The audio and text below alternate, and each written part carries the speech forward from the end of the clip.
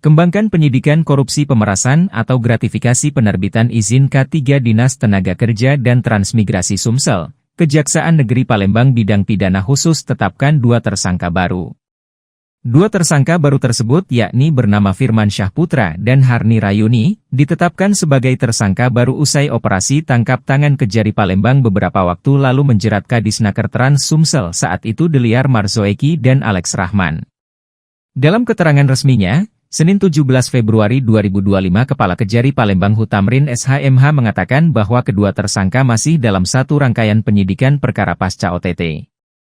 Sehingga jumlah tersangkanya dalam perkara ini ada 4 tersangka, kata Hutamrin.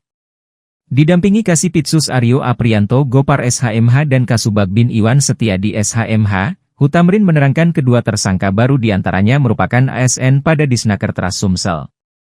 Rincinya, kata Hutamrin FP selaku Kepala Bidang Dinas Tenaga Kerja dan Transmigrasi Provinsi Sumatera Selatan sedangkan HR selaku PJK 3 Pembinaan PT Dia Aneka Teknik. Lebih lanjut ia menerangkan, kedua tersangka diduga turut serta dalam praktik tindak pidana korupsi yang melibatkan suap atau gratifikasi terkait surat perizinan keterangan layak K3 pada Dinas Tenaga Kerja dan Transmigrasi Provinsi Sumatera Selatan.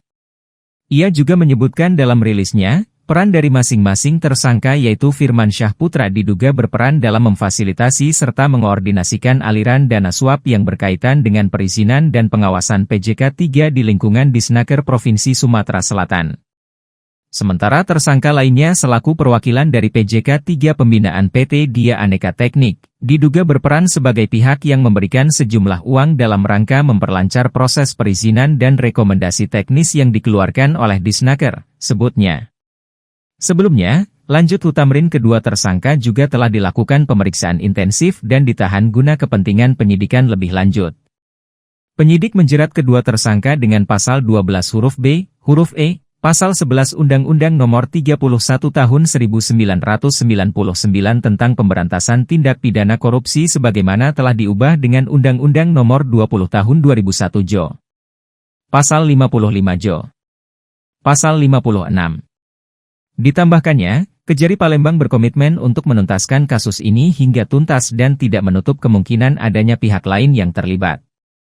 Kami mengimbau kepada masyarakat untuk turut serta mengawal proses hukum ini dan melaporkan apabila memiliki informasi tambahan terkait kasus yang sedang berjalan, tandasnya.